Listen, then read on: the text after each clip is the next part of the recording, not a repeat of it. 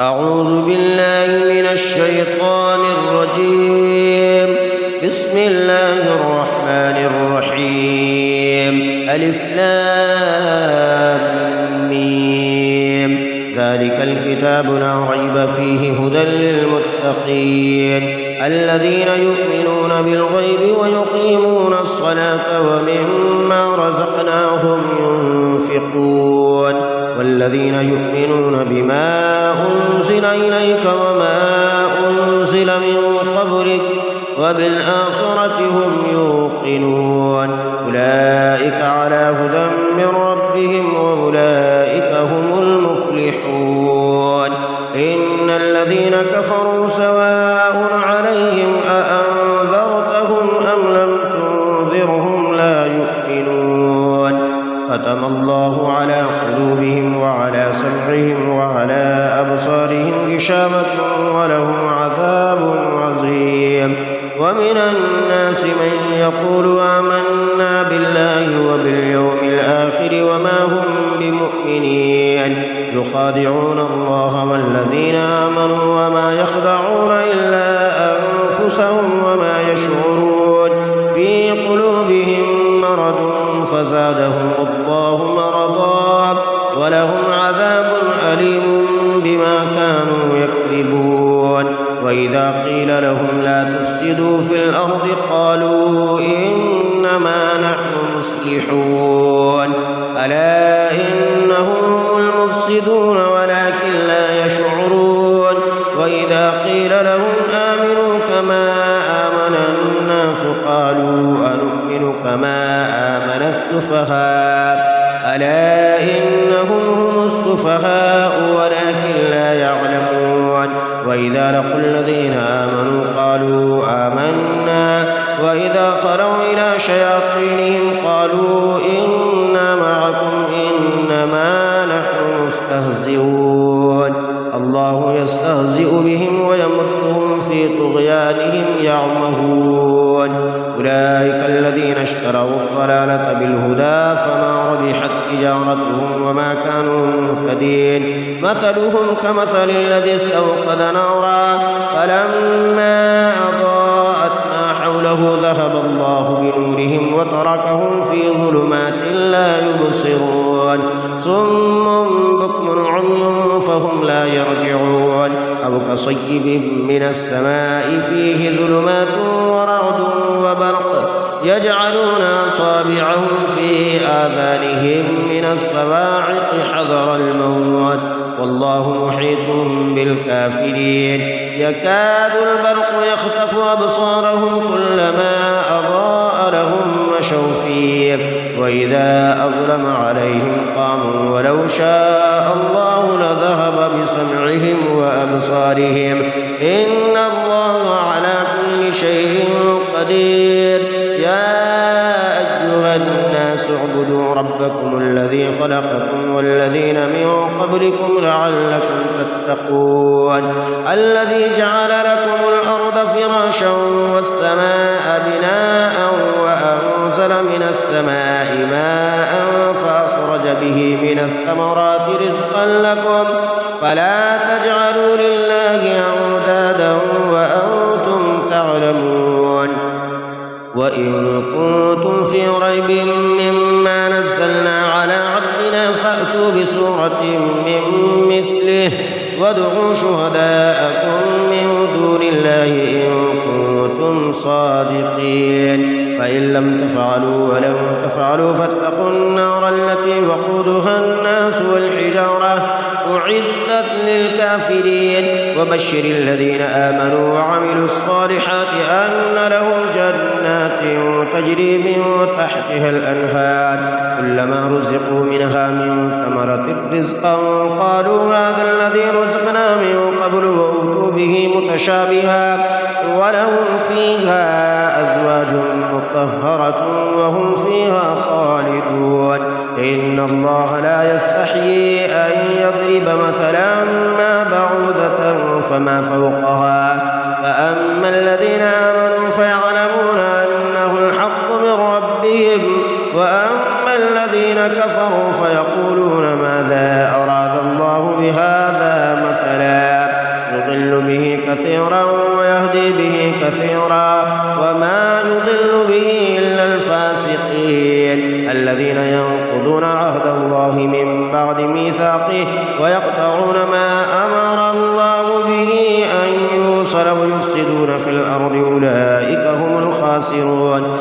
تكفرون بالله وكنتم أمواتا فأحياكم ثم يميتكم ثم يحييكم ثم إليه ترجعون هو الذي خلق لكم ما في الأرض جميعا ثم استوى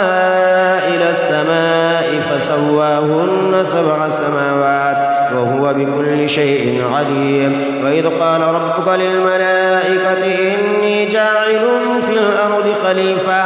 قالوا أتجعل فيها من يفسد فيها ويسفك الدماء ونحن نسبح بحمدك ونقدس لك قال إني أعلم ما لا تعلمون وعلم آدم الأسماء كلها ثم عرضهم على الملائكة فقال أنبئوني بأسماء هؤلاء إن كنتم صادقين قالوا سبحانك لا علم لنا إلا ما علمتنا إنك أنت العليم الحكيم قال يا آدم أنبئهم بأسمائهم فلما أنبأهم بأسمائهم قال ألم أقل لكم إني أعلم غيب السماوات والأرض وأعلم ما تبدون وما كنتم تكتمون وإذ قلنا للملائكة اسجدوا لآدم فسجدوا إلا إبليس أبى واستكبر وكان من الكافرين وقلنا يا آدم اسكن أنت وزوجك الجنة وكلا منها رغدا حيث شئتما ولا تقربا هذه الشجرة فتكونا من الظالمين فأزلهما الشيطان عنها فأخرجهما مما كانا فيه وقلنا اهبطوا بعضكم لبعض عدو ولكم في الأرض مستقر ومتاع إلى حين فتلقى آدم من ربه كلمات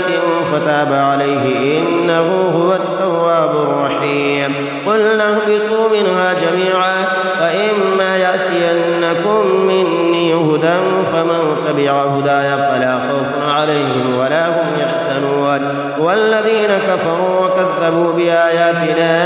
أولئك أصحاب النار هم فيها خالدون يا بني إسرائيل اذكروا نعمتي التي أنعمت عليكم وأوفوا بعهدي أوف بعهدكم وإياي فارهبون وآمنوا بما أنزلت مصدقا لما معكم ولا تكونوا أول كافر به ولا تشتروا بآياتي ثمنا قليلا وإياي فاتقون ولا تلبسوا الحق بالباطل وتكتموا الحق وأنتم تعلمون وأقيموا الصلاة وآتوا الزكاة واركعوا مع الراكعين أتأمرون الناس بالبر وتنسون أنفسكم وأنتم تتلون الكتاب فلا تعقلون واستعينوا بالصبر والصلاة وإنها لكبيرة إلا على الخاشعين الذين يظنون أنهم ملاقو ربهم وأنهم إليه راجعون يا بني إسرائيل اذكروا نعمتي التي أنعمت عليكم وأني فضلتكم على العالمين واتقوا يوما لا تجزي نفس عن نفس شيئا ولا يقبل منها شفاعة ولا يؤخذ منها عدل ولا هم ينصرون وإذ نجيناكم من آل فرعون يسومونكم سوء العذاب يذبحون أبناءكم ويستحيون نساءكم وفي ذلكم بلاء من ربكم عظيم وإذ فرقنا بكم البحر فأنجيناكم وأغرقنا آل فرعون وأنتم تنظرون وإذ واعدنا موسى 40 ليلة ثم اتخذتم العجل من بعده وأنتم ظالمون ثم عفونا عنكم من بعد ذلك لعلكم تشكرون وإذ آتينا موسى الكتاب والفرقان لعلكم تهتدون وإذ قال موسى لقومه يا قوم إنكم ظلمتم أنفسكم باتخاذكم العجل فتوبوا إلى بارئكم فاقتلوا أنفسكم ذلكم خير لكم عند بارئكم فتاب عليكم إنه هو التواب الرحيم وإذ قلتم يا موسى لن نؤمن نؤمن لك حتى نرى الله جهرة فأخذتكم الصاعقة وأنتم تنظرون ثم بعثناكم من بعد موتكم لعلكم تشكرون وظللنا عليكم الغمام وأنزلنا عليكم المن والسلوى كلوا من طيبات ما رزقناكم وما ظلمنا ولكن كانوا أنفسهم يظلمون وإذ قلنا ادخلوا هذه القرية فكلوا منها حيث شئتم رغدا وادخلوا الباب سجدا وقولوا حطة نغفر لكم خطاياكم وسنزيد المحسنين فبدل الذين ظلموا قولا غير الذي قيل لهم فأنزلنا على الذين ظلموا رجزا من السماء بما كانوا يفسقون وإذ استسقى موسى لقومه فقلنا اضرب بعصاك الحجر فانفجرت منه 12 عينا قد علم كل أناس مشربهم كلوا واشربوا من رزق الله ولا تعثوا في الأرض مفسدين وإذ قلتم يا موسى لن نصبر على طعام واحد فادع لنا ربك يخرج لنا مما تنبت الأرض من بقلها وقثائها وفومها وعدسها وبصلها قال تستبدلون الذي هو أدنى بالذي هو خير اهبطوا مصرا فإن لكم ما سألتم وضربت عليهم الذلة والمسكنة وباءوا بغضب من الله ذلك بأنهم كانوا يكفرون بآيات الله ويقتلون النبيين بغير الحق ذلك بما عصوا وكانوا يعتدون إن الذين آمنوا والذين هادوا والنصارى والصابئين من آمن بالله واليوم الآخر وعمل صالحا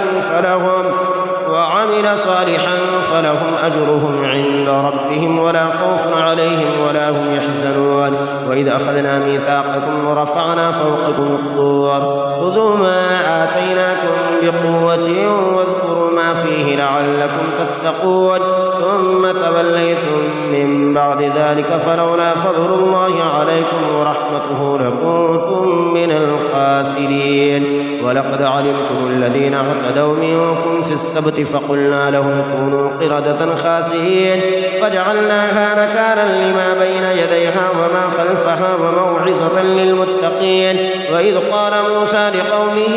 إن الله يأمركم أن تذبحوا بقرة قالوا أتتخذنا هزوا قال أعوذ بالله أن أكون من الجاهلين قالوا ادع لنا ربك يبين لنا ما هي قال إنه يقول إنها بقرة لا فارض ولا بكر عوان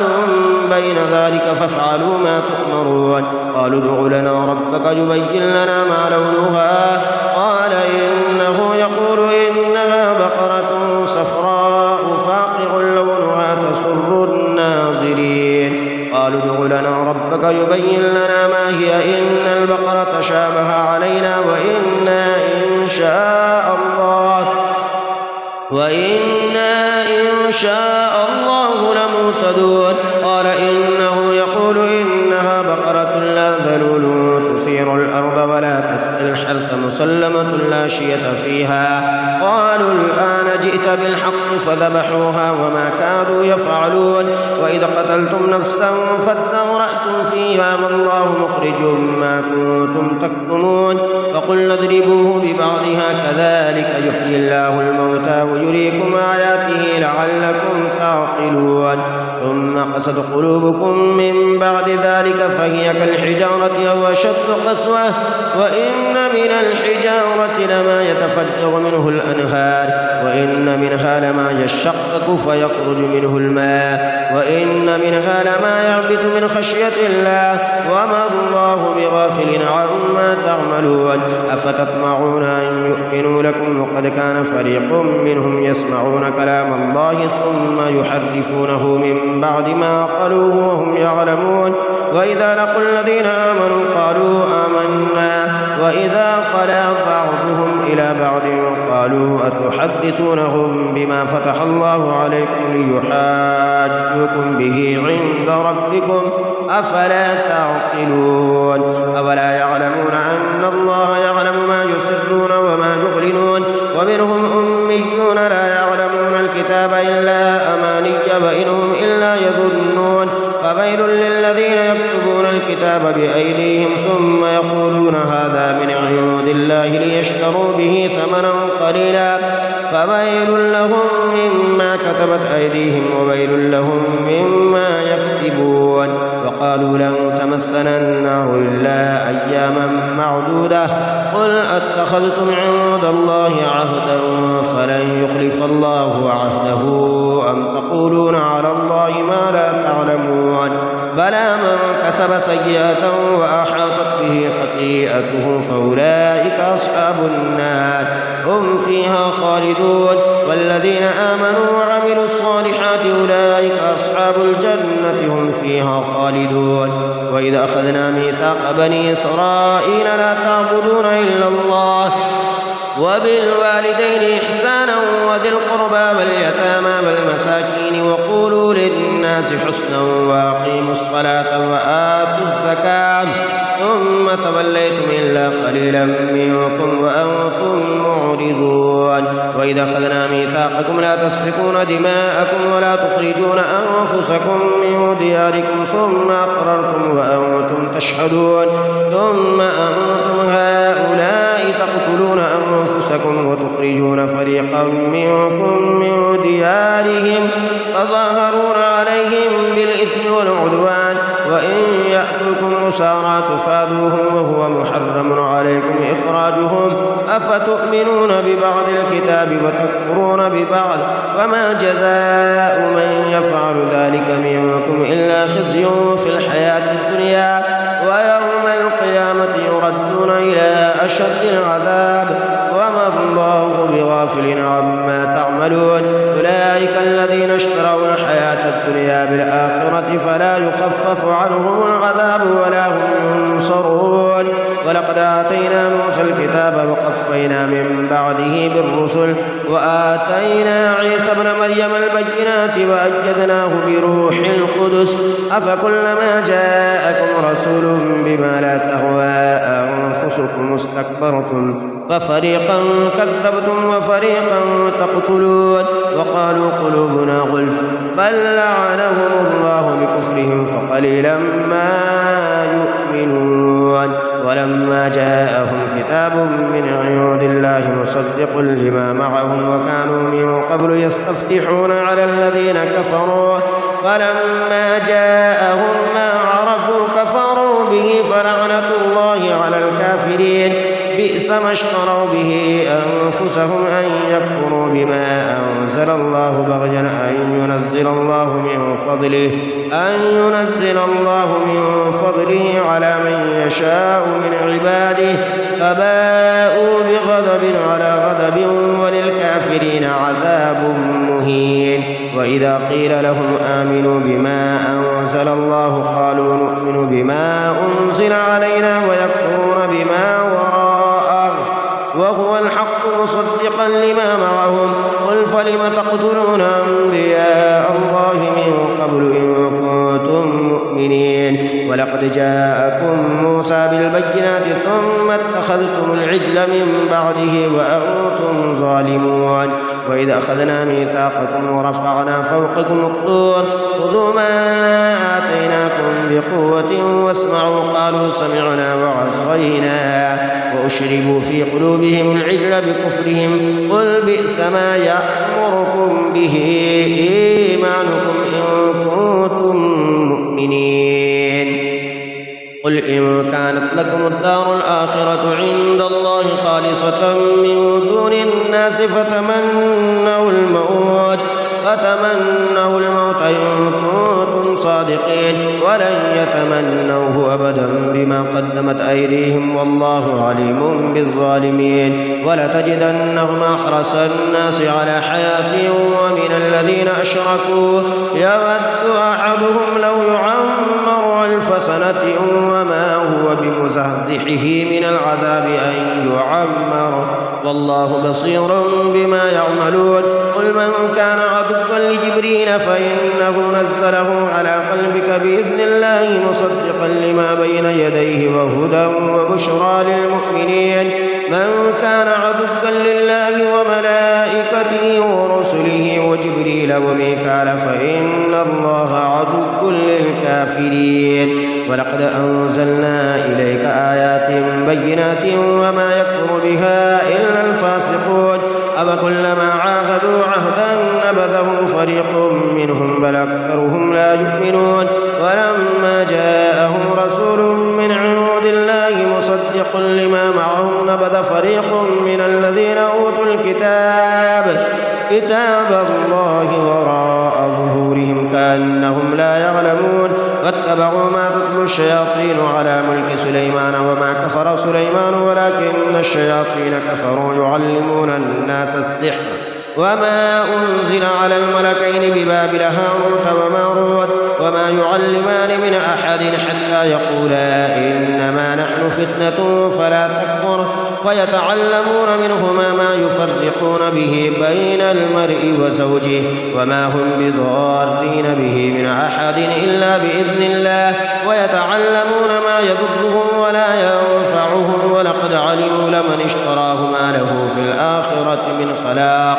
ولبئس ما شروا به أنفسهم لو كانوا يعلمون. ولو أنهم آمنوا واتقوا لمثوبة من عند الله خير لو كانوا يعلمون. يا أيها الذين آمنوا لا تقولوا راعنا وقولوا انظرنا واسمعوا وللكافرين عذاب أليم. ما يود الذين كفروا من أهل الكتاب ولا المشركين أن ينزل عليكم من خير من ربكم والله يختص برحمته من يشاء والله ذو الفضل العظيم. ما ننسخ من آية أو ننسها نأتي بخير منها أو مثلها. ألم تعلم أن الله على كل شيء قدير. ألم تعلم أن الله له ملك السماوات والأرض وما لكم من دون الله من ولي ولا نصير. أم تريدون أن تسألوا رسولكم كما سئل موسى من قبل ومن يتبدل الكفر بالإيمان فقد ضل سواء السبيل. ود كثير من أهل الكتاب لو يردونكم من بعد إيمانكم كفارا حسدا من عند أنفسهم من بعد ما تبين لهم الحق فاعفوا واصفحوا حتى يأتي الله بأمره إن الله على كل شيء قدير. وأقيموا الصلاة وآتوا الزكاة وما تقدموا لأنفسكم من خير تجدوه عند الله إن الله بما تعملون بصير. وقالوا لن يدخل الجنة إلا من كان هودا أو نصارى تلك أمانيهم قل هاتوا برهانكم إن كنتم صادقين. بلى من أسلم وجهه لله وهو محسن فله أجره عند ربه ولا خوف عليهم ولا هم يحزنون. وقالت اليهود ليست النصارى على شيء وقالت النصارى ليست اليهود على شيء وهم يتلون الكتاب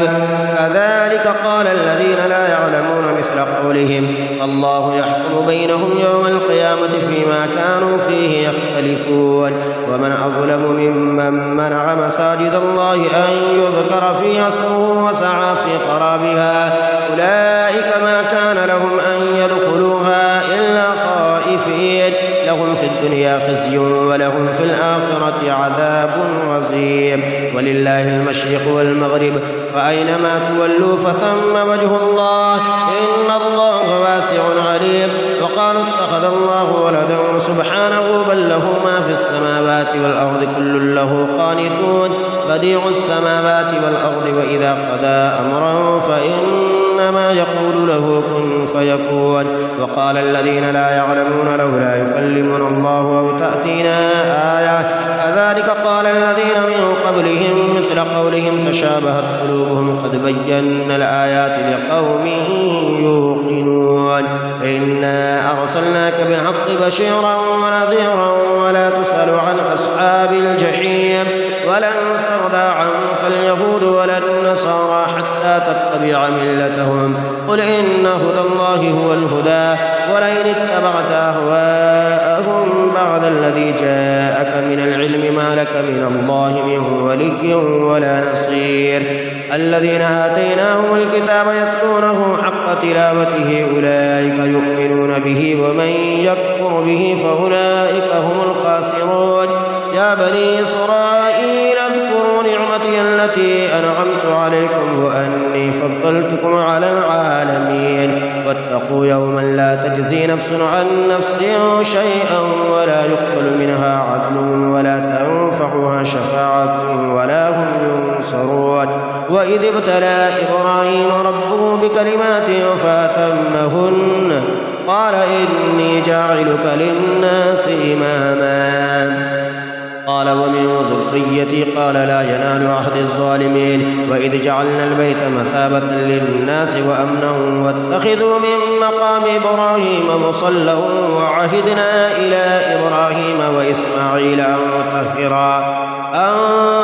طهر بيتي للطائفين والعاكفين والركع السجود. وإذ قال إبراهيم رب اجعل هذا بلدا آمنا وارزق أهله من الثمرات من آمن منهم بالله واليوم الآخر قال ومن كفر فأمتعه قليلا ثم أضطره إلى عذاب النار وبئس المصير. وإذ يرفع إبراهيم القواعد من البيت وإسماعيل ربنا تقبل منا إنك أنت السميع العليم ربنا واجعلنا مسلمين لك ومن ذريتنا أمة مسلمة لك وأرنا مناسكنا وتب علينا إنك أنت التواب الرحيم. ربنا وابعث فيهم رسولا منهم يتلو عليهم آياتك ويعلمهم الكتاب والحكمة ويزكيهم إنك أنت العزيز الحكيم. ومن يرغب عن ملة إبراهيم إلا من سفه نفسه فلقد اصطفيناه في الدنيا وإنه في الآخرة لمن الصالحين. إذ قال له ربه أسلم قال أسلمت لرب العالمين. ووصى بها إبراهيم بنيه ويعقوب يا بني إن الله اصطفى لكم الدين فلا تموتن إلا وأنتم مسلمون. أم كنتم شهداء إذ حضر يعقوب الموت إذ قال لبنيه ما تعبدون من بعدي قالوا نعبد إلهك وإله آبائك إبراهيم وإسماعيل وإسحاق إلها واحدا ونحن له مسلمون. تلك أمة قد خلت لها ما كسبت ولكم ما كسبتم ولا تسألون عما كانوا يعملون. وقالوا كونوا هودا أو نصارى تهتدوا قل بل ملة إبراهيم حنيفا وما كان من المشركين. قولوا آمنا بالله وما أنزل إلينا وما أنزل إلى إبراهيم وإسماعيل وإسحاق ويعقوب والأسباط وما أوتي موسى وعيسى وما أوتي النبيون من ربهم لا نفرق بين أحد منهم ونحن له مسلمون. فإن آمنوا بمثل ما آمنتم به فقد اهتدوا وإن تولوا فإنما هم في شقاق فسيكفيكهم الله وهو السميع العليم. صبغة الله ومن أحسن من الله صبغة ونحن له عابدون. قل أتحاجوننا في الله وهو ربنا وربكم ولنا أعمالنا ولكم أعمالكم ونحن له مخلصون. أم تقولون إن إبراهيم وإسماعيل وإسحاق ويعقوب والأسباط كانوا هودا أو نصارى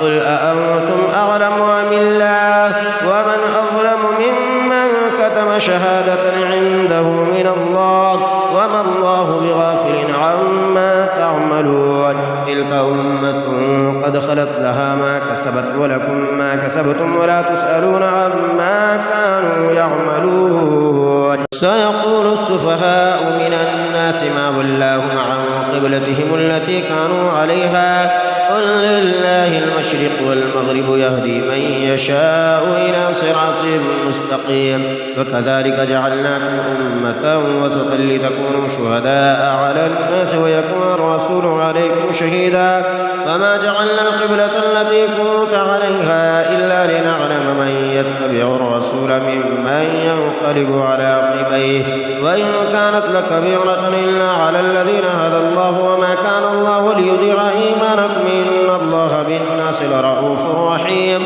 قد نرى تقلب وجهك في السماء فلنولينك قبلة ترضاها فول وجهك شطر المسجد الحرام وحيث ما كنتم فولوا وجوهكم شطره وإن الذين أوتوا الكتاب ليعلمون أنه الحق من ربهم وما الله بغافل عما يعملون ولئن أتيت الذين أوتوا الكتاب بكل آية ما تبعوا قبلتك وما أنت بتابع قبلتهم وما بعضهم بتابع قبلة بعض ولئن اتبعت أهواءهم من بعد ما جاءك من العلم إنك إذا لمن الظالمين الذين آتيناهم الكتاب يعرفونه كما يعرفون أبناءهم وإن فريقا منهم لا يكتمون الحق وهم يعلمون الحق من ربك فلا تكونن من الممترين ولكل وجهة هو موليها فاستبقوا الخيرات أينما تكونوا يأتي بكم الله جميعا إن الله على كل شيء قدير ومن حيث خرجت فول وجهك شطر المسجد الحرام وإنه للحق من ربك وما الله بغافل عما تعملون ومن حيث خرجت فول وجهك شطر المسجد الحرام وحيث ما كنتم فولوا وجوهكم شطره لئلا يكون للناس عليكم حجة إلا الذين ظلموا منهم فلا تخشوهم واخشوني وليتم نعمتي عليكم ولعلكم تهتدون كما أرسلنا فيكم رسولا منكم يتلو عليكم آياتنا ويزكيكم ويعلمكم الكتاب والحكمة ويعلمكم ما لم تكونوا تعلمون فاذكروني أذكركم واشكروني ولا تكفرون يا أيها الذين آمنوا استعينوا بالصبر والصلاة إن الله مع الصابرين ولا تقولوا لمن يقتل في سبيل الله أموات بل أحياء ولكن لا تشعرون ولنبلونكم بشيء من الخوف والجوع ونقص من الأموال والأنفس والثمرات وبشر الصابرين الذين إذا أصابتهم مصيبة قالوا إنا لله وإنا إليه راجعون أولئك عليهم صلوات من ربهم ورحمة وأولئك هم المهتدون إن الصفا والمروة من شعائر الله فمن حج البيت أو اعتمر فلا جناح عليه أن يطوف بهما ومن تطوع خيرا فإن الله شاكر عليم إن الذين يكتمون ما أنزلنا من البينات والهدى من بعد ما بيناه للناس في الكتاب أولئك يلعنهم الله ويلعنهم اللاعنون إلا الذين تابوا وأصلحوا وبينوا فأولئك أتوب عليهم وأنا التواب الرحيم إن الذين كفروا وماتوا وهم كفار أولئك عليهم لعنة الله والملائكة والناس أجمعين خالدين فيها لا يخفف عنهم العذاب ولا هم ينظرون وإلهكم إله واحد لا إله إلا هو الرحمن الرحيم إن في خلق السماوات والأرض واختلاف الليل والنهار والفلك التي تجري في البحر بما ينفع الناس وما أنزل الله من السماء من ماء فأحيا به الأرض بعد موتها وبث فيها من كل دابة وتصريف الرياح والسحاب المسخر بين السماء والأرض لآيات لقوم يعقلون ومن الناس من يتخذ من دون الله أندادا يحبونهم كحب الله والذين آمنوا أشد حبا لله ولو يرى الذين ظلموا إذ يرون العذاب أن القوة لله جميعا وأن الله شديد العذاب إذ تبرأ الذين اتبعوا من الذين اتبعوا ورأوا العذاب وتقطعت بهم الأسباب وقال الذين اتبعوا لو أن لنا كرة فنتبرأ منهم كما تبرأوا منا كذلك يريهم الله أعمالهم حسرات عليهم وما هم بخارجين من النار يا أيها الناس كلوا مما في الأرض حلالا طيبا ولا تتبعوا خطوات الشيطان إنه لكم عدو مبين إنما يأمركم بالسوء والفحشاء وأن تقولوا على الله ما لا تعلمون وإذا قيل لهم اتبعوا ما أنزل الله قالوا بل نتبع ما ألفينا عليه آباءنا أولو كان آباؤهم لا يعقلون شيئا ولا يهتدون ومثل الذين كفروا كمثل الذي ينعق بما لا يسمع إلا دعاء ونداء صم بكم عمي فهم لا يعقلون يا أيها الذين آمنوا كلوا من طيبات ما رزقناكم واشكروا لله إن كنتم إياه تعبدون إنما حرم عليكم الميتة والدم ولحم الخنزير وما أهل به لغير الله فمن اضطر غير باغ ولا عاد فلا إثم عليه إن الله غفور رحيم إن الذين يكتمون ما أنزل الله من الكتاب ويشترون به ثمنا قليلا أولئك ما يأكلون في بطونهم إلا النار ولا يكلمهم الله يوم القيامة ولا يزكيهم ولهم عذاب أليم أولئك الذين اشتروا الضلالة بالهدى والعذاب بالمغفرة فما أصبرهم على النار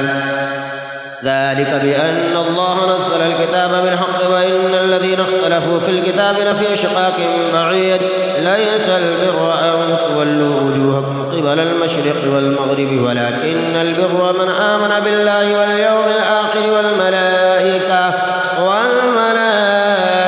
والكتاب والنبيين وآتى المال على حبه ذوي القربى واليتامى والمساكين وابن السبيل والسائلين وفي الرقاب وأقام الصلاة وآتى الزكاة والموفون بعهدهم إذا عاهدوا والصابرين في البأساء والضراء وحين البأس أولئك الذين صدقوا وأولئك هم المتقون يا أيها الذين آمنوا كتب عليكم القصاص في القتلى الحر بالحر والعبد بالعبد والأنثى بالأنثى فمن عفي له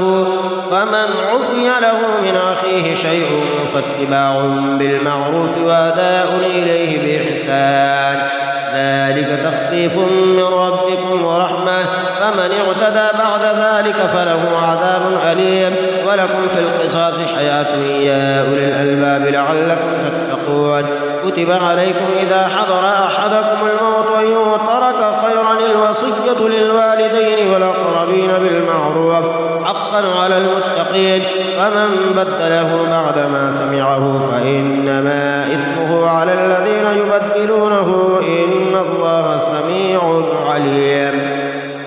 فمن خاف من موص جنفا أو إثما فأصلح بينهم فلا إثم عليه إن الله غفور رحيم يا أيها الذين آمنوا كتب عليكم الصيام كما كتب على الذين من قبلكم لعلكم تتقون أياما معدودات فمن كان منكم مريضا أو على سفر فعدة من أيام أخر وعلى الذين يطيقونه فدية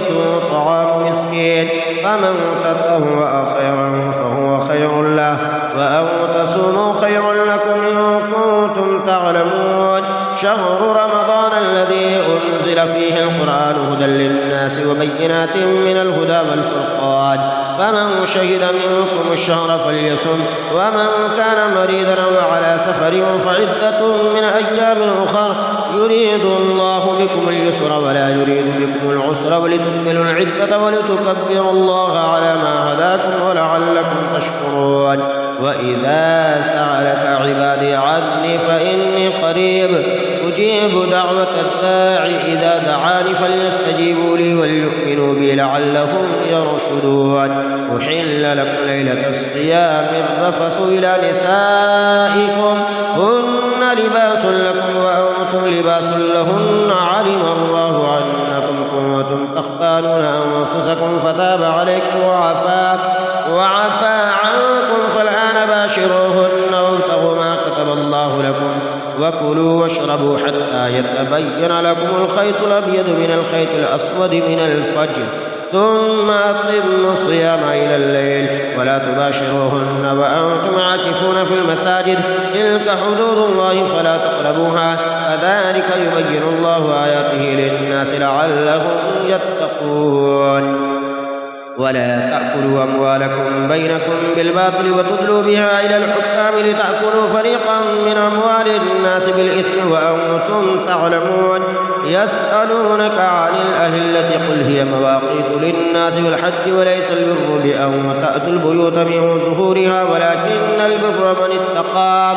وأتوا البيوت من أبوابها واتقوا الله لعلكم تفلحون وقاتلوا في سبيل الله الذين يقاتلونكم ولا تعتدوا إن الله لا يحب المعتدين واقتلوهم حيث ثقفتموهم وأخرجوهم من حيث أخرجوكم والفتنة أشد من القتل ولا تقاتلوهم عند المسجد الحرام حتى يقاتلوكم فيه فإن قاتلوكم فاقتلوهم كذلك جزاء الكافرين فإن انتهوا فإن الله غفور رحيم وقاتلوهم حتى لا تكون فتنة ويكون الدين لله فإن انتهوا فلا عدوان إلا على الظالمين الشهر الحرام بالشهر الحرام والحرمات قصاص فمن اعتدى عليكم فاعتدوا عليه بمثل ما اعتدى عليكم واتقوا الله واعلموا أن الله مع المتقين وأنفقوا في سبيل الله ولا تلقوا بأيديكم إلى التهلكة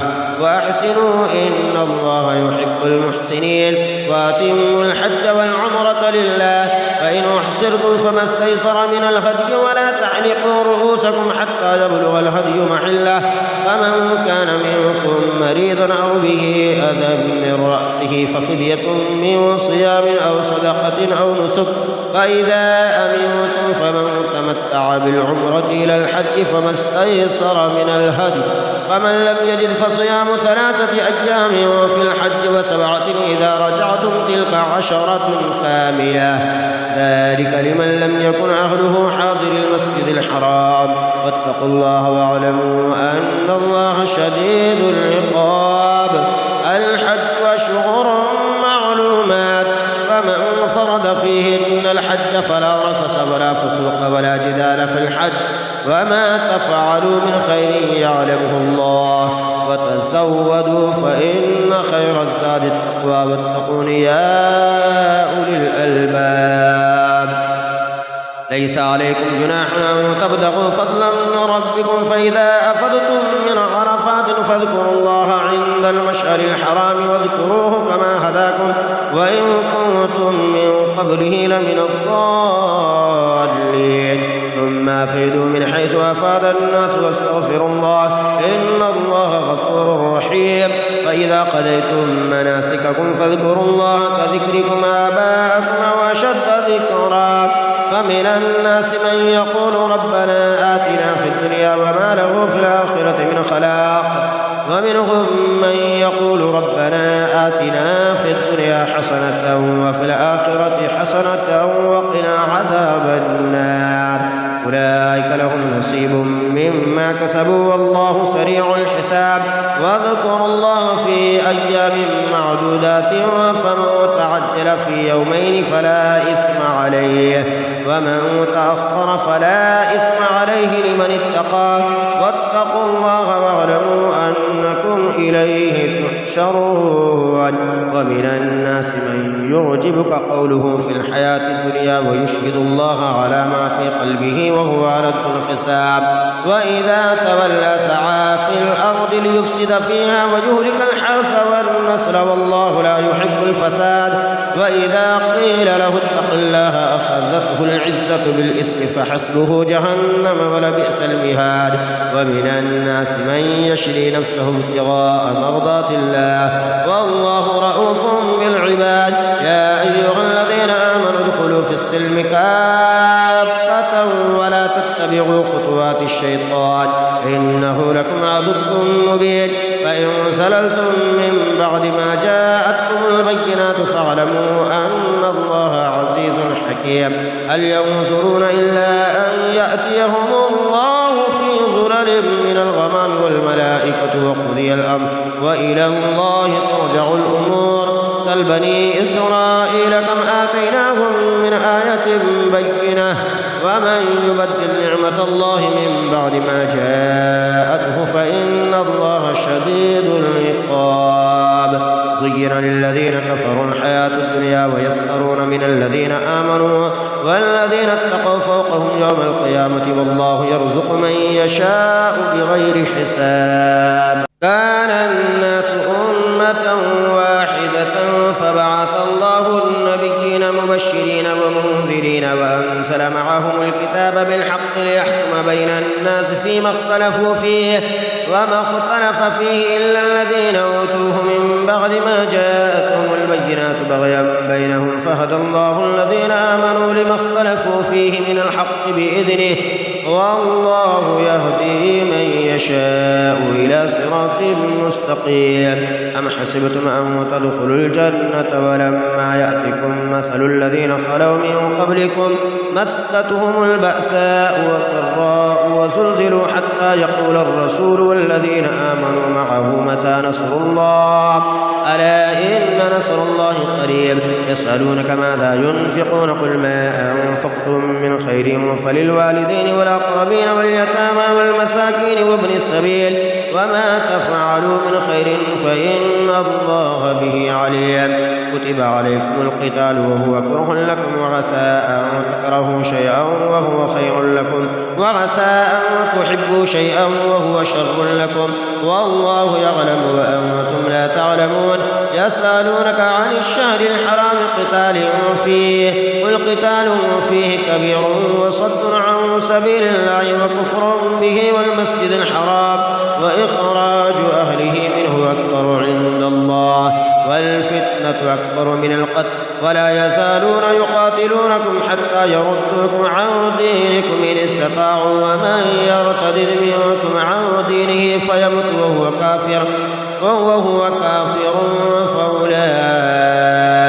حبطت أعمالهم في الدنيا والآخرة وأولئك أصحاب النار هم فيها خالدون. إن الذين آمنوا والذين هاجروا وجاهدوا في سبيل الله أولئك يرجون رحمة الله والله غفور رحيم. يسألونك عن الخمر والميسر قل فيهما إثم كبير ومنافع للناس وإثمهما أكبر من نفعهما ويسألونك ماذا ينفقون قل العفو كذلك يبين الله لكم الآيات لعلكم تتفكرون في الدنيا والآخرة. ويسألونك عن اليتامى قل إصلاح لهم خير وإن تخالطوهم فإخوانكم والله يعلم المفسد من المصلح ولو شاء الله لأعنتكم إن الله عزيز حكيم. ولا تنكحوا المشركات حتى يؤمن ولأمة مؤمنة خير من مشركة ولو أعجبتكم ولا تنكحوا المشركين حتى يؤمنوا ولعبد مؤمن خير من مشرك ولو أعجبكم أولئك يدعون إلى النار والله يدعو إلى الجنة والمغفرة بإذنه ويبين آياته للناس لعلهم يتذكرون. ويسألونك عن المحيض قل هو أذى فاعتزلوا النساء في المحيض ولا تقربوهن حتى يطهرن فإذا تطهرن فأتوهن من حيث أمركم الله إن الله يحب التوابين ويحب المتطهرين. نساؤكم حرث لكم فأتوا حرثكم أنى شئتم وقدموا لأنفسكم واتقوا الله واعلموا أنكم ملاقوه وبشر المؤمنين. ولا تجعلوا الله عرضة لأيمانكم أن تبروا وتتقوا وتصلحوا بين الناس والله سميع عليم. لا يؤاخذكم الله باللغو في أيمانكم ولكن يؤاخذكم بما كسبت قلوبكم والله غفور حليم. للذين يؤلون من نسائهم تربص 4 أشهر فإن فاءوا فإن الله غفور رحيم وإن عزموا الطلاق فإن الله سميع عليم. والمطلقات يتربصن بأنفسهن 3 قروء ولا يحل لهن أن يكتمن ما خلق الله في أرحامهن إن كن يؤمن بالله واليوم الآخر وبعولتهن أحق بردهن في ذلك إن أرادوا إصلاحا ولهن مثل الذي عليهن بالمعروف وللرجال عليهن درجة والله عزيز حكيم. الطلاق مرتان فإمساك بمعروف أو تسريح بإحسان ولا يحل لكم أن تأخذوا مما آتيتموهن شيئا إلا أن يخافا ألا يقيما حدود الله فإن خفتم ألا يقيما حدود الله فلا جناح عليهما فيما افتدت به تلك حدود الله فلا تعتدوها ومن يتعد حدود الله فأولئك هم الظالمون. فإن طلقها فلا تحل له من بعد حتى تنكح زوجا غيره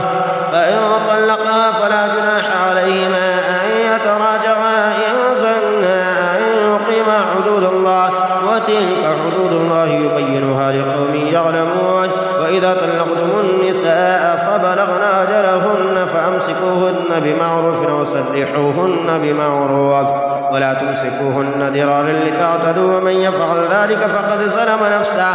ولا تتخذوا آيات الله هزوا واذكروا نعمة الله عليكم وما أنزل عليكم من الكتاب والحكمة يعظكم به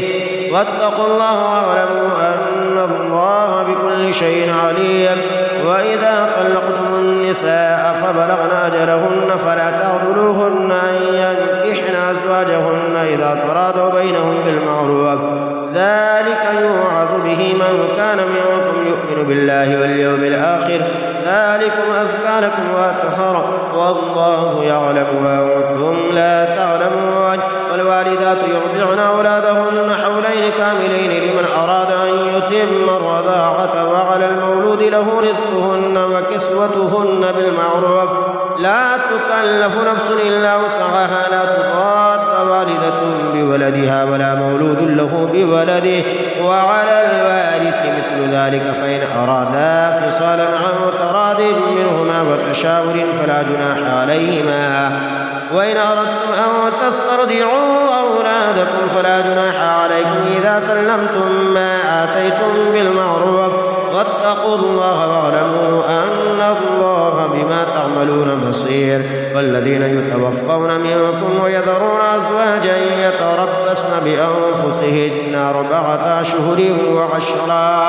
فإذا بلغن أجلهن فلا جناح عليكم فيما فعلن في أنفسهن بالمعروف والله بما تعملون خبير. ولا جناح عليكم فيما عرضتم به من خطبة النساء أو أكننتم في أنفسكم علم الله أنكم ستذكرونهن ولكن لا تواعدوهن سرا إلا أن تقولوا قولا معروفا ولا تعزموا عقدة النكاح حتى يبلغ الكتاب أجله واعلموا أن الله يعلم ما في أنفسكم فاحذروه واعلموا أن الله غفور حليم. لا جناح عليكم إن طلقتم النساء ما لم تمسوهن وتفردوا لهن فريدا ومتعوهن على الموسع قدره وعلى المقتر قدره متاعا بالمعروف حقا على المحسنين. وإن طلقتموهن من قبل أن تمسوهن وقد فرضتم لهن فريدة فنصف ما فرضتم إلا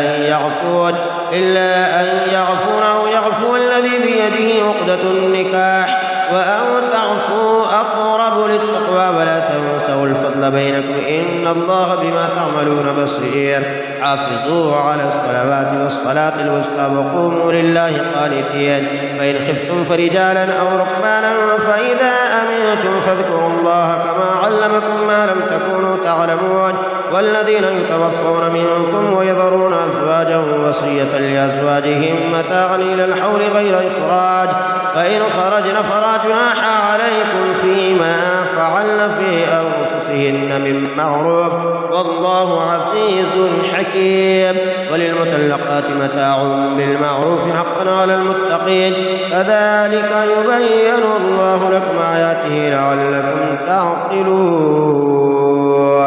ألم تر إلى الذين خرجوا من ديارهم وهم ألوف حذر الموت فقال لهم الله موتوا ثم أحياهم إن الله لذو فضل على الناس ولكن أكثر الناس لا يشكرون وقاتلوا في سبيل الله واعلموا أن الله سميع عليم من ذا الذي يقرض الله قرضا حسنا فيضاعفه له أضعافا كثيرة والله يقبض ويبسط وإليه ترجعون ألم تر إلى الملأ من بني إسرائيل من بعد موسى إذ قالوا لنبي له ابعث لنا ملكا نقاتل في سبيل الله قال هل عسيتم إن كتب عليكم القتال ألا تقاتلوا قالوا وما لنا ألا نقاتل في سبيل الله وقد أخرجنا من ديارنا وأبنائنا فلما كتب عليهم القتال تولوا إلا قليلا منهم والله عليم بالظالمين وقال لهم نبيهم إن الله قد بعث لكم طالوت ملكا قالوا أنى يكون له الملك علينا ونحن أحق بالملك منه ولم يؤت سعة من المال قال إن الله اصطفاه عليكم وزاده بسطة في العلم والجسم والله يؤتي ملكه من يشاء والله واسع عليم وقال لهم نبيهم إن آية ملكه أن يأتيكم التابوت فيه سكينة من ربكم وبقية مما ترك آل موسى وآل هارون تحمله الملائكة إن في ذلك لآية لكم إن كنتم مؤمنين فلما فصل طالوت بالجنود قال إن الله مبتليكم بنهر فمن شرب منه فليس مني ومن لم يطعمه فإنه مني إلا من اغترف غرفة بيده فشربوا منه إلا قليلا منهم فلما جاوزه هو والذين آمنوا معه قالوا لا طاقة لنا اليوم بجالوت وجنوده قال الذين يظنون أنهم ملاقو الله كم من فئة قليلة غلبت فئة كثيرة بإذن الله والله مع الصابرين ولما برزوا لجالوت وجنوده قالوا ربنا أفرغ علينا صبرا وثبت أقدامنا وانصرنا على القوم الكافرين فهزموهم بإذن الله وقتل داود جالوت وآتاه الله الملك والحكمة وعلمه مما يشاء ولولا دفع الله الناس بعضهم ببعض لفسدت الأرض ولكن الله ذو فضل على العالمين تلك آيات الله نتلوها عليك بالحق وإنك لمن المرسلين تلك الرسل فضلنا بعضهم على بعض منهم من كلم الله ورفع بعضهم درجات وآتينا عيسى ابن مريم البينات وأيدناه بروح القدس ولو شاء الله ما اقتتل الذين من بعدهم من بعد ما جاءتهم البينات ولكن اختلفوا فمنهم من آمن ومنهم من كفر ولو شاء الله ما اقتتلوا ولكن الله يفعل ما يريد يا أيها الذين آمنوا أنفقوا مما رزقناكم من قبل أن يأتي يوم لا بيع فيه ولا خلة ولا شفاعة والكافرون هم الظالمون الله لا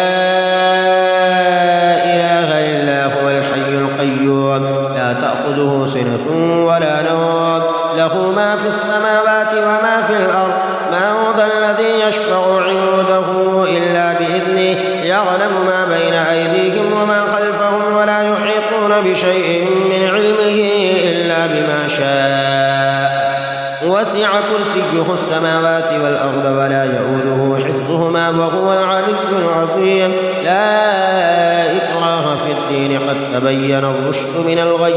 فمن يكفر بالطاغوت ويؤمن بالله فقد استمسك بالعروة الوثقى لا انفصام لها والله سميع عليم الله ولي الذين آمنوا يخرجهم من الظلمات إلى النور والذين كفروا أولياؤهم الطاغوت يخرجونهم من النور إلى الظلمات أولئك أصحاب النار هم فيها خالدون ألم تر إلى الذي حاج إبراهيم في ربه أن آتاه الله الملك إذ قال إبراهيم ربي الذي يحيي ويميت قال أنا أحيي وأميت قال إبراهيم فإن الله يأتي يأتي بالشمس من المشرق فأت بها من المغرب فبهت الذي كفر والله لا يهدي القوم الظالمين. أو كالذي مر على قرية وهي خاوية على عروشها قال أنى يحيي هذه الله بعد موتها فأماته الله 100 عام ثم بعثه قال كم لبثت قال لبثت يوما أو بعد يوم قال بل لبثت 100 عام فانظر إلى طعامك وشرابك لم يتسنه وانظر إلى حمارك ولنجعلك آية للناس وانظر إلى العظام كيف ننشزها ثم نكسوها لحمه فلما تبين له قال أعلم أن الله على كل شيء قدير. وإذ قال إبراهيم رب أرني كيف تحيي الموتى قال أولم تؤمن قال بلى ولكن ليطمئن قلبي قال فخذ 4 من الطير فصرهن إليك ثم جعل على كل جبل منهن جزعا ثم ادعوهن يأتينك سعيا واعلم أن الله عزيز حكيم. مثل الذين ينفقون أموالهم في سبيل الله كمثل حبة أنبتت 7 سنابل في كل سنبلة 100 حبة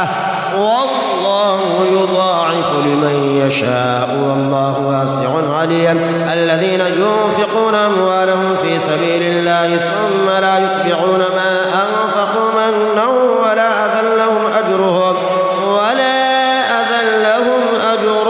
عند ربهم ولا خوف عليهم ولا هم يحزنون. قول معروف ومغفرة خير من صدقة يتبعها أذى والله غني حليم. يا أيها الذين آمنوا لا تبطلوا صدقاتكم بالمن والأذى كالذي ينفق ماله رئاء الناس ولا يؤمن بالله واليوم الآخر فمثله كمثل صفوان عليه تراب فأصابه وابل فتركه صلبا لا يقدرون على شيء مما كسبوا والله لا يهدي القوم الكافرين. ومثل الذين ينفقون أموالهم ابتغاء مرضات الله وتثبيتا من أنفسهم كمثل جنة بربوة أصابها وابل فآتت أكلها ضعفين فإن لم يصبها وابل فطل والله بما تعملون بصير. أيود أحدكم أن تكون له جنة من نخيل وأعناب تجري من تحتها الأنهار له فيها من كل الثمرات وأصابه الكبر وله ذرية ضعفاء فأصابها إعصار وفيه نار فاحترقت كذلك يبين الله لكم الآيات لعلكم تتفكرون. يا أيها الذين آمنوا أنفقوا من طيبات ما كسبتم ومما أخرجنا لكم من الأرض ولا تيمموا الخبيث منه تنفقون ولستم بآخذيه إلا أن تغمضوا فيه واعلموا أن الله غني حميد.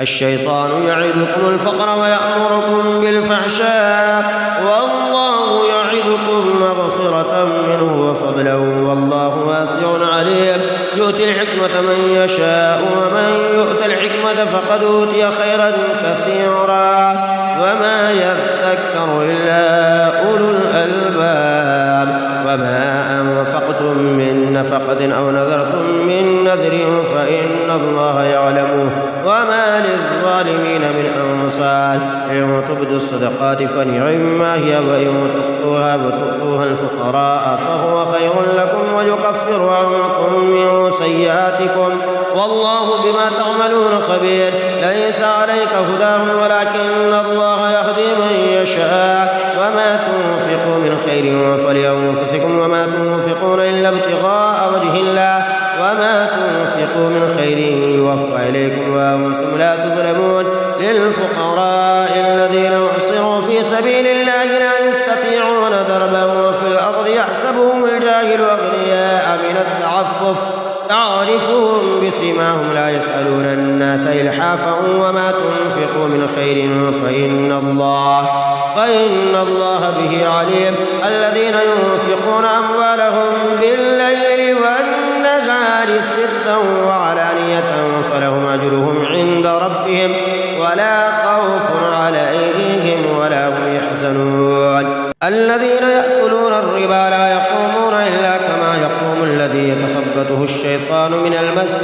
ذلك بأنهم قالوا إنما البيع مثل الربا وأحل الله البيع وحرم الربا. فمن جاءه موعظة من ربه فانتهى فله ما سلف وأمره إلى الله ومن عاد فأولئك أصحاب النار هم فيها خالدون. يمحق الله الربا ويربي الصدقات والله لا يحب كل كفار أثيم. إن الذين آمنوا وعملوا الصالحات وأقاموا الصلاة وآتوا الزكاة لهم أجرهم عند ربهم ولا خوف عليهم ولا هم يحزنون. يا أيها الذين آمنوا اتقوا الله وذروا ما بقي من الربا إن كنتم مؤمنين، فإن لم تفعلوا فأذنوا بحرب من الله ورسوله وإن تبتم فلكم رؤوس أموالكم لا تظلمون ولا تظلمون. وإن كان ذو عسرة فنظرة إلى ميسرة وأن تصدقوا خير لكم إن كنتم تعلمون. واتقوا يوما ترجعون فيه إلى الله ثم توفى كل نفس ما كسبت وهم لا يظلمون. يا أيها الذين آمنوا إذا تداينتم بدين إلى أجل مسمى فاكتبوه وليكتب بينكم كاتب بالعدل ولا يأب كاتب أن يكتب كما علمه الله فليكتب وليملل الذي عليه الحق وليتق الله ربه ولا يبخس منه شيئا. فإن كان الذي عليه الحق سفيها أو ضعيفا أو لا يستطيع أن يمل هو فليملل وليه بالعدل واستشهدوا شهيدين من رجالكم فإن لم يكونا رجلين فرجل وامرأتان ممن ترضون من الشهداء أن تضل إحداهما فتذكر إحداهما الأخرى ولا يأبى الشهداء إذا ما دعوا ولا تسأموا أن تكتبوه صغيرا أو كبيرا إلى أجله ذلكم أقسط عند الله وأقوم للشهادة وأدنى ألا ترتابوا إلا أن تكون تجارة حاضرة تديرونها بينكم فليس عليكم جناح ألا تكتبوها وأشهدوا إذا تبايعتم ولا يضار كاتب ولا شهيد وإن تفعلوا فإنه فسوق بكم واتقوا الله ويعلمكم الله والله بكل شيء عليم. وإن كنتم على سفر ولم تجدوا كاتبا فرهان مقبوضة فإن أمن بعضكم بعضا فليؤدي الذي اؤتمن أمانته وليتق الله ربه ولا تكتموا الشهادة ومن يكتمها فإنه آثم قلبه والله بما تعملون عليم. لله ما في السماوات وما في الأرض وإن تبدوا ما في أنفسكم أو تخفوه يحاسبكم به الله فيغفر لمن يشاء ويعذب من يشاء والله على كل شيء قدير. آمن الرسول بما أنزل إليه من ربه والمؤمنون كل آمن بالله وملائكته وكتبه ورسله لا نفرق بين أحد من رسله وقالوا سمعنا وأطعنا غفرانك ربنا وإليك المصير. لا يكلف